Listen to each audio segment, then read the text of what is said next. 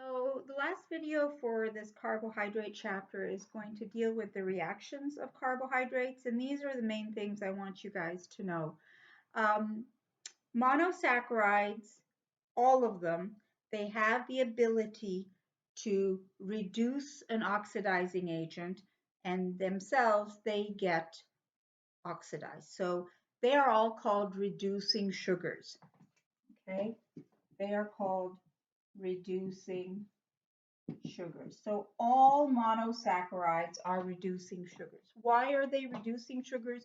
Because they have the ability to have a potentially free aldehyde or ketone. So that carbon one in glucose and galactose and ribose and deoxyribose, that carbon one can open up and become an aldehyde again. And with fructose, that carbon two opens up and it's a ketose, and the ketose goes through something called ketoenol tautomerization, turns into an aldehyde, and it can get oxidized. So bottom line is all monosaccharides can get oxidized, all of them.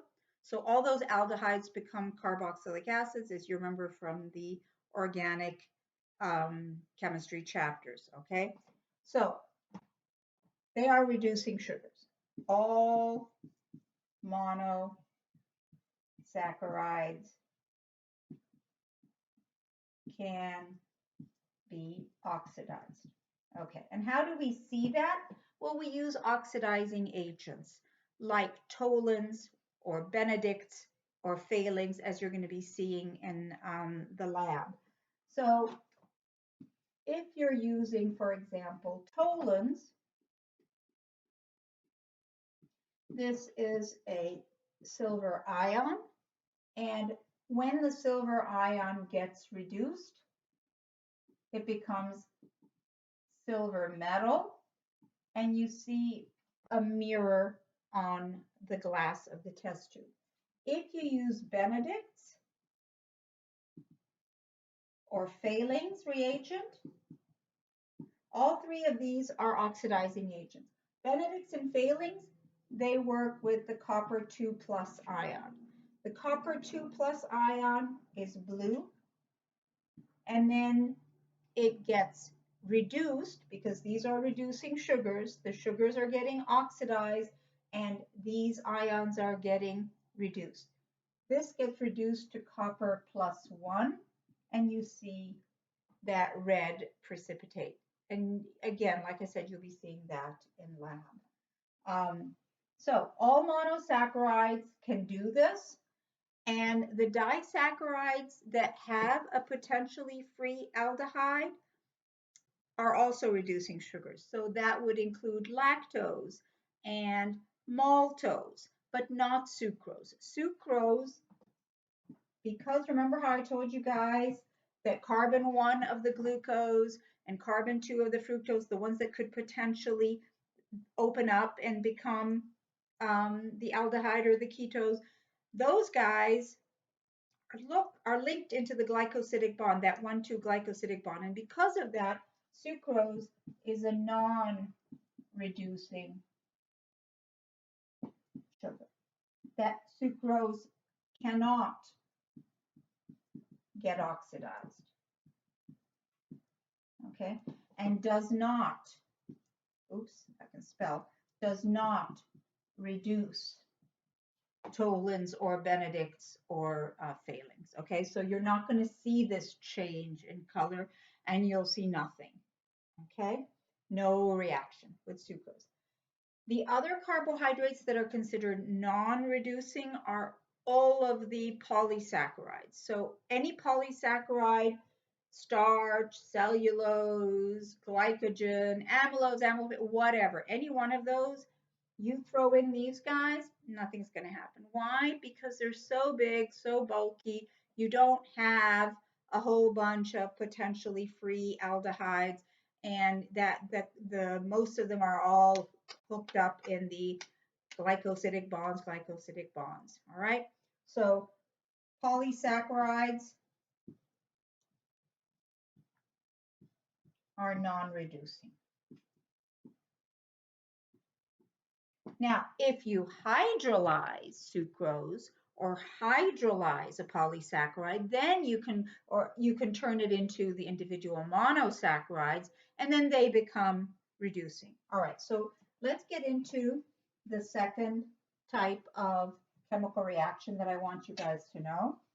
So redox reactions is this, whether something is an oxidizing sugar or whether something is a reducing sugar or a non-reducing sugar, you need to know all of that stuff. The other type of reaction I want you guys to know is hydrolysis. Hydrolysis means break the glycosidic bond with water and a catalyst. Okay, so hydrolysis is lyse with water. So we need water and we need a catalyst. It's not going to just, you can't just put sugar, sucrose in a bunch of water and expect the glycosidic bond to break. Okay, so hydrolysis is usually you put whatever, let's say you have sucrose and you have a molecule of water. All right, you need a catalyst. What is the possible catalyst? One could be an enzyme, or two would be heat, and some acid catalyst. This is an acid catalyst. Let me spell correctly. Catalyst. All right. So you either need an enzyme or you need heat and an acid catalyst. So if, for example, you put in the enzyme sucrase here, and you have a molecule of water, that glycosidic bond between glucose and fructose would break, and then you end up with the original two monosaccharides. So sucrose will be hydrolyzed and will give you fructose plus glucose. If you didn't have the enzyme sucrase, you could do this.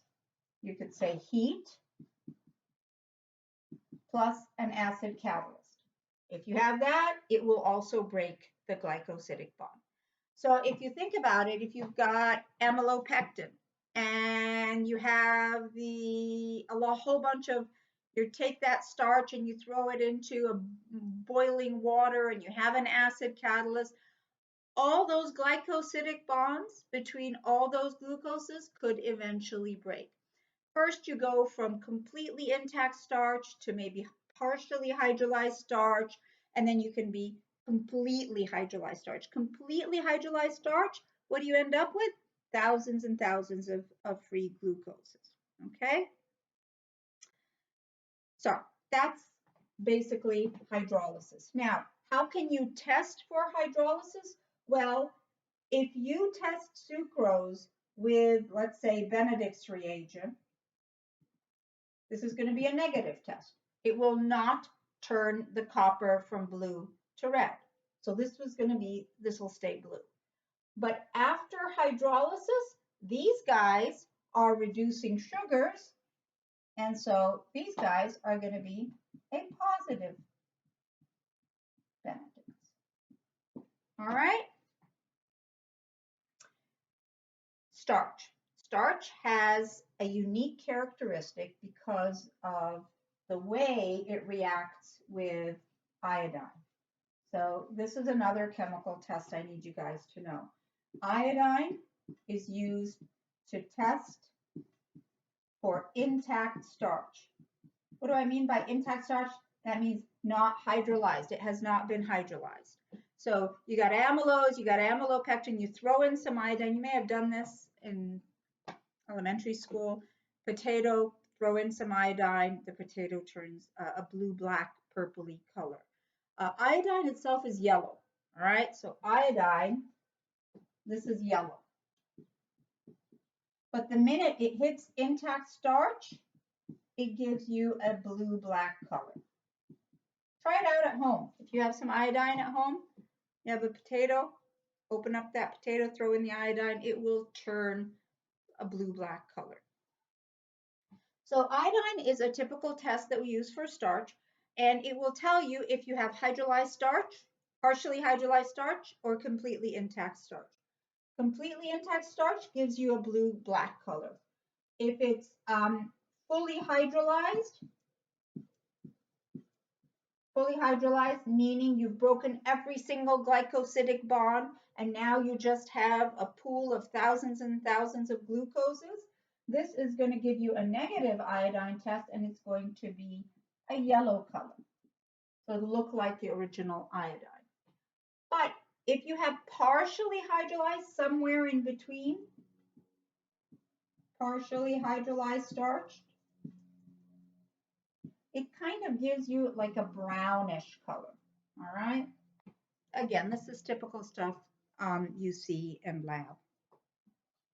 All right. The rest of the stuff you guys can read on your own. You can read all about artificial sweeteners. It's really interesting.